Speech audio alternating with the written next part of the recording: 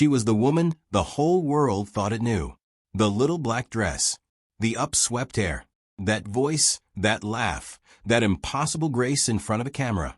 For decades, Audrey Hepburn was treated less like a person and more like an idea, a symbol of elegance so complete that people forgot there was a real woman underneath it, carrying real wounds. But near the end of her life, when the cameras had mostly gone quiet and she had nothing left to protect, Audrey said something that surprised even the people closest to her. She spoke about one man again and again as the person she had never truly stopped loving and never truly stopped grieving. It wasn't a husband. It wasn't a co-star. And once you understand who he was and what he did to her, the whole shape of her life looks different. To understand why that final confession mattered so much, you have to start with the two marriages that came before it, because both of them, in very different ways, repeated the same wound. The first was Mel Ferrer. They were introduced by Gregory Peck in the early 1950s, and when they were later cast opposite each other in the play Undine, the professional chemistry turned personal almost immediately.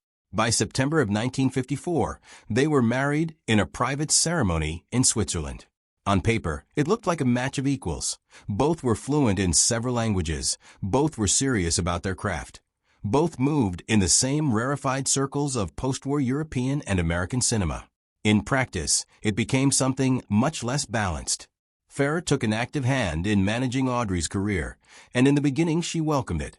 She was still young in Hollywood terms, still unsure of her footing, and having someone confident and experienced steering her choices felt like a kindness.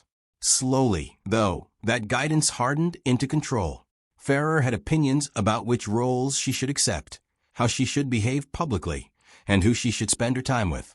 People around the couple began to notice that one of the most famous women alive had, within her own home, very little say over her own life. Layered on top of that was a private grief that the public barely knew about.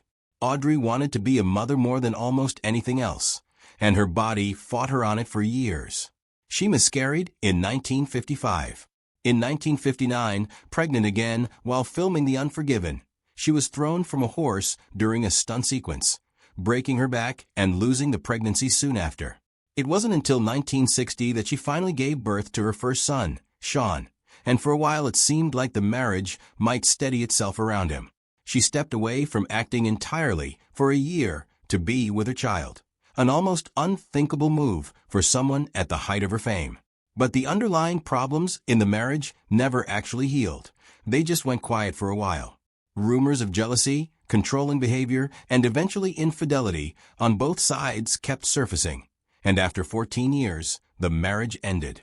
Audrey walked away from it exhausted, but also, for the first time in a long time, free to make her own choices again. By the late 1960s, Audrey Hepburn was arguably the most recognizable actress on the planet. Breakfast at Tiffany's, Charade, My Fair Lady. She wasn't just a star anymore. She had become a kind of cultural shorthand for grace itself. And then, at the peak of all of it, she simply stopped. She turned down major roles. She stepped back from the industry almost entirely. The reason she gave, when she gave one at all, was simple. She wanted her son to have a real childhood, and fame was starting to cost him something she wasn't willing to keep spending. It was during this period, on a Mediterranean cruise, that she met Andrea Ditti, an Italian psychiatrist. He was warm and socially easy in a way that felt like a relief after the rigidity of her first marriage. And the setting, open water, old coastlines, long, unhurried evenings, didn't hurt either. They married within 6 months, and Audrey relocated to Rome, embracing what looked, for a moment, like exactly the quieter life she'd said she wanted. But Ditti had kept a version of himself hidden during those courtship months, and it didn't stay hidden for long. His affairs began early in the marriage and were reported on constantly in the Italian press. Nothing about them was private. Audrey had left Hollywood in part to escape being endlessly watched, and instead she found herself living inside an even more intense version of the same spectacle. This time with the added humiliation of her husband's infidelity being public knowledge. She stayed longer than many expected, partly for their son Luca, born in 1970, and partly because giving up on a commitment simply wasn't in her nature. But the combination of repeated betrayal and constant exposure eventually became impossible to sustain, and the marriage ended. Those close to her said the divorce left her more private and more guarded than she had ever been. Two marriages, two very different men, and yet strikingly similar outcomes. A woman who kept finding herself giving far more than she received, and quietly absorbing the cost of it. Here's the part of Audrey Hepburn's story that tends to get skipped over, or reduced to a single sad sentence in most retellings. The pattern of the men she chose, and the pain she was willing to absorb for them, didn't begin with Mel Ferrer or Andrea Ditti. It began in her childhood. Audrey was born in Brussels in 1929, and her early years were unusually unstable for a child born into relative privilege. Her family moved constantly, following the career and political interests of her father, Joseph Rustin. By the time she was still very young, she could speak several languages fluently, a fact that made her upbringing look sophisticated and cosmopolitan from a distance. What it actually reflected was a household in disarray. Both of her parents were, in the 1930s, open and active supporters of the Nazi movement in Europe, not privately sympathetic, but publicly engaged, attending rallies and aligning themselves with the ideology. In 1935, her father left the family entirely, so consumed by his political commitments that he abandoned his wife and young daughter and relocated to London. Audrey was 6 years old. That departure became the wound that shaped everything that followed. She would later describe waiting at boarding school during holidays, watching other children get collected by their families, while her own father, who had visitation rights, simply never came. Then came the war. Sent to the Netherlands in the belief that it would be safer than England, Audrey instead found herself living through the German invasion of 1940 at the age of 10, hiding from gunfire, adopting a Dutch name to avoid being identified as English. In 1942, 2 of her uncles were executed by German forces. After that, she stopped trying to remain invisible and began working with the Dutch resistance, carrying messages, sometimes hidden in her shoes, and using the ballet training she loved to perform at secret, silent fundraisers where an audience couldn't even risk applauding. By 1944, the Netherlands was in the grip of a brutal famine. Her family survived on tulip bulbs. Her health broke down under malnutrition and illness. The woman who would one day be one of the most photographed faces in the world was, in that moment, a starving teenager hiding from an army. When liberation finally came, a UNICEF relief worker handed her a piece of chocolate. She talked about that moment for the rest of her life. Biographers and psychologists who have studied her closely have repeatedly pointed back to her father's abandonment as the lens through which so much of her adult life makes sense. She was consistently drawn to older, authoritative men who took charge, fairer fit, that shaped precisely. And in a different way, so did Ditti. It wasn't naivety. It looked, to those who studied the pattern, like an unconscious search for the exact kind of stability her father had taken with him when he walked out the door. What made all of it more complicated is that, years later, she actually found him again. Using the Red Cross in the 1960s, she tracked Joseph Rustin down to Dublin, where he had been quietly living since before the war even began. The same year, he had personally driven her to the airport and sent her away. She approached that reunion hoping for something: warmth, acknowledgement, some form of repair. What she got instead was a man who offered her almost nothing. He was distant, unmoved. The reconciliation she had imagined for decades simply never arrived.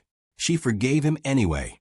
Not only that, she supported him financially for the rest of his life.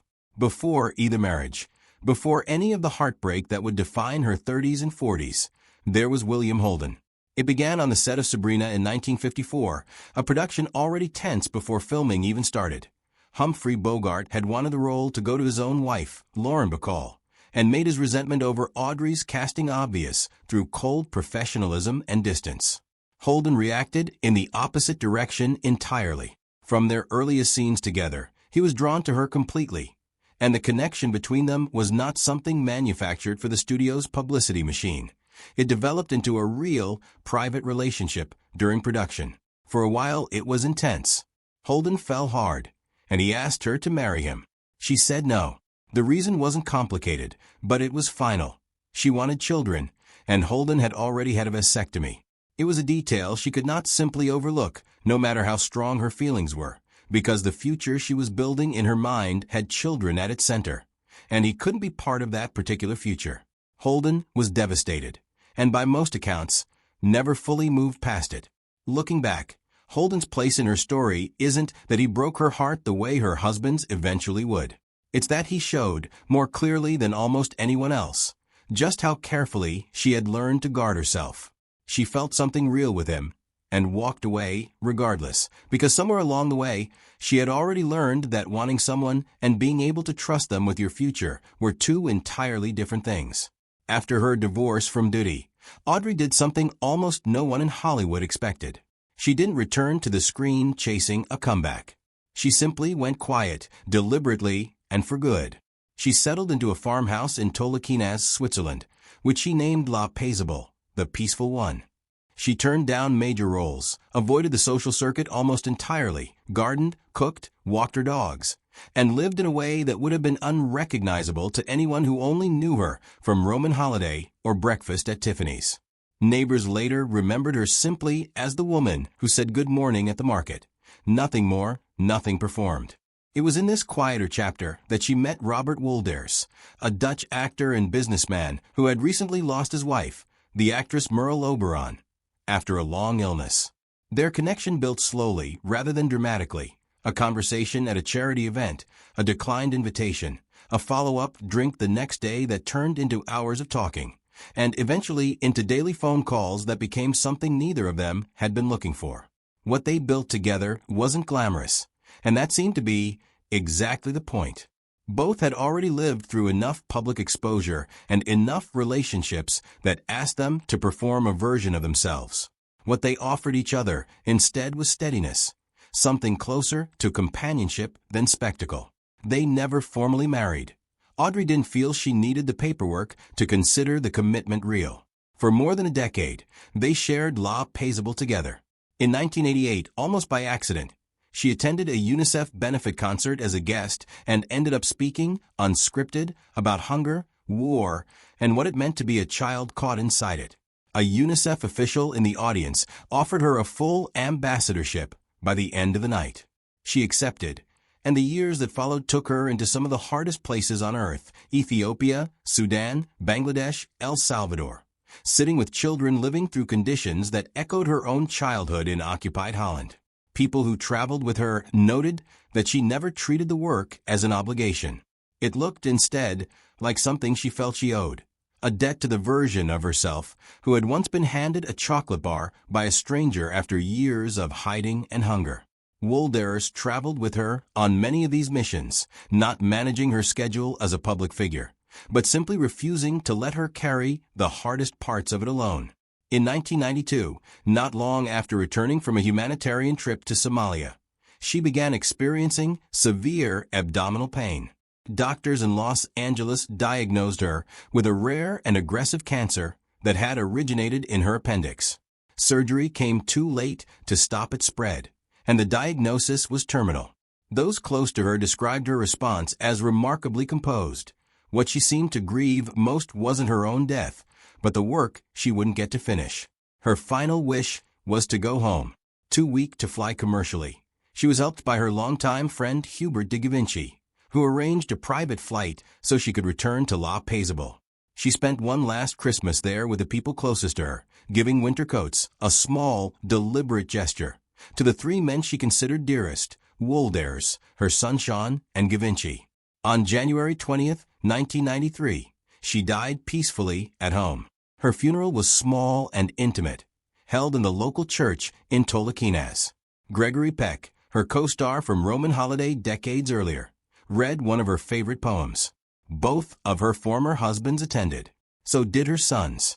Wolders stood among them, quiet, the way he had always been. So who was it, the one man Audrey Hepburn kept returning to in her final years, as the person she never truly got over? It wasn't a husband. It wasn't Holden. It was her father. Not in a sentimental, uncomplicated way. In the way an old wound never fully closes and quietly shapes everything built around it.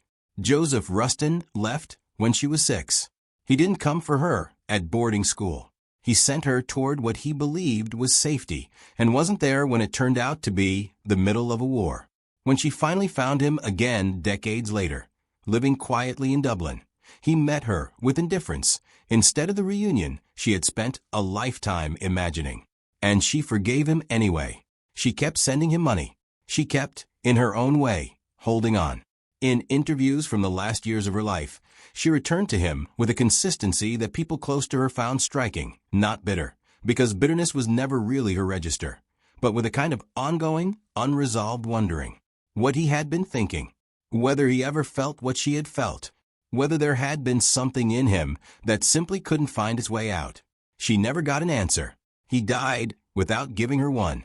Biographers who were given access to her private correspondence, along with people who knew her well in Switzerland, have made the case that nearly every major romantic decision in her adult life traces back, in some way, to that original absence, the older men, the authority figures, the willingness to stay in situations that had stopped serving her long after most people would have left. Even her final chapter, devoted almost entirely to children who had lost the structures they depended on, seems to carry the shape of something deeply personal. She once said that she believed the greatest thing you could give a child was the simple feeling of being loved. It sounds like an ordinary sentiment, but given everything she had lived through, it reads as something closer to a lifelong thesis, the exact thing she had needed most and received least from the very first man in her life. And she spent the rest of hers, through her children, her relationships, and finally her humanitarian work, trying to hand it to others. Robert Wolders, who knew her in her final decade better than almost anyone, once said that what stayed with him most about Audrey wasn't her beauty or her talent. It was her capacity to forgive, not the easy kind, but the far harder kind, the sort that asks you to keep loving someone who gave you almost no reason to. She never stopped loving her father. She never stopped grieving him either. And, in that quiet, unresolved contradiction, may be the truest thing anyone has ever said about who Audrey Hepburn really was.